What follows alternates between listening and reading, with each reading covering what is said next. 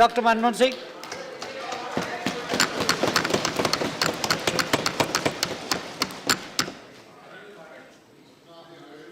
Mr. Chairman, sir, I rise to highlight some of the problems that have arisen after the decision to demonetize 500 rupees and 1000 rupee currency note. Prime Minister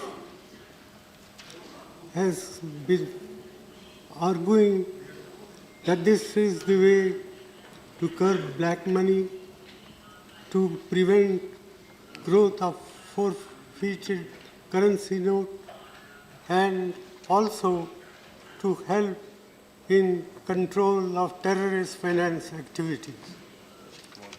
I do not disagree with these objectives, but what I do want to point out is that in the process of demonetization, monumental mismanagement has been undertaken, about which today there is no two opinions in the country as a whole. Even those who say that this measure will do harm or will cause distress in the short run, but be in the interest of the country in the long run. Well, I am reminded of what John Keynes said once, in the long run, all of us are dead. And therefore, it is important to take note of the grievances of the people, the ordinary people who have suffered as a result of this imposition on the country overnight by the Prime Minister. And I say so with all responsibility that the outcome, we do not know what will be the final outcome.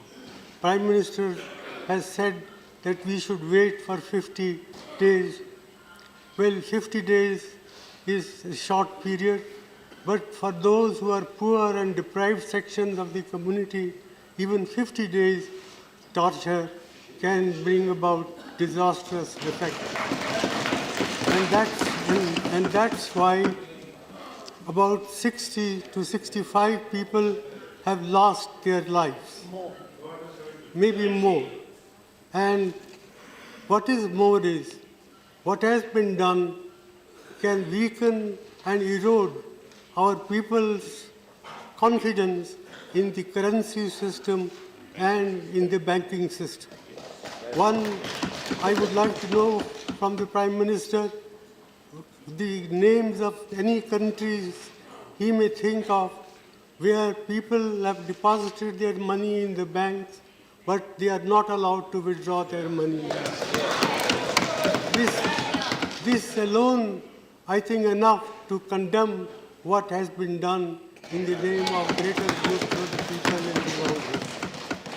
And, sir, I would further like to point out that, in my opinion, this scheme of monetization, the way it has been implemented, will hurt agricultural growth in our country, will hurt small industry, will hurt all those people who are in the informal sectors of the economy.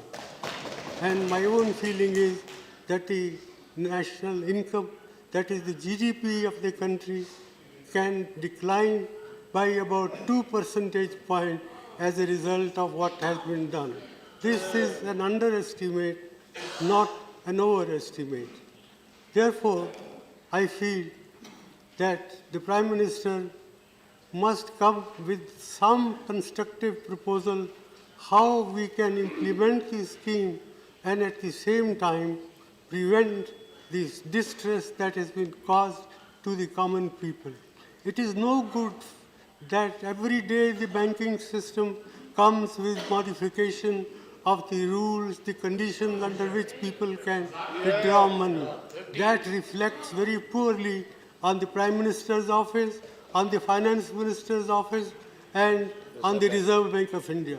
I am very sorry that the Reserve Bank of India has been exposed to this sort of criticism, which I think is fully justified. I therefore not like to say much more than this.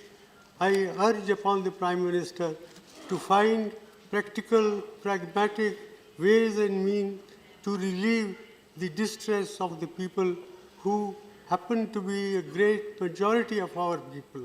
After all, 90% of our people work in the informal sector. 55% of our workers in agriculture are feeling distress. The cooperative banking system, which serves large number of people in the rural areas, is non-functional. It has been prevented from handling cash.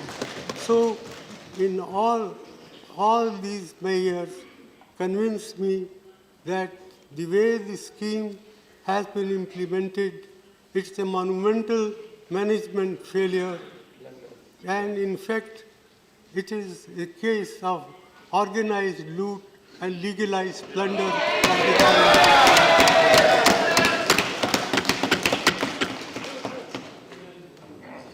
With these words, sir, I conclude it is not my intention to pick holes in what one side does or another side does, but I sincerely hope that the Prime Minister will, even at this late hour, will help us to find practical, pragmatic ways and means to provide relief to the suffering people of this country. Thank you. Thank you.